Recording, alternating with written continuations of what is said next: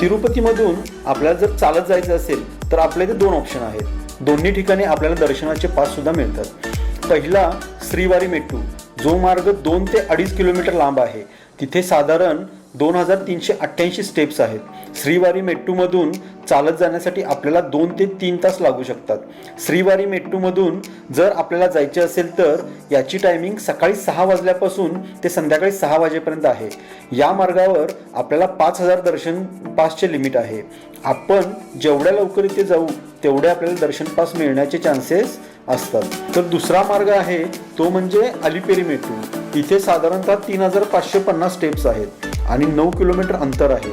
अलिपेरी मेट्टूमधून चालत जाण्यासाठी आपल्याला साधारण 4 ते 5 तास लागू शकतात। अलिपेरी मेट्टूमधून जर आपल्याला चालत जायचे असेल तर इथे आपण सकाळी 4 पासून ते रात्री 10 वाजेपर्यंत जाऊ शकतो। या मार्गावर आपल्याला 10,000 दर्शनाचे पासचे लिमिट आहे।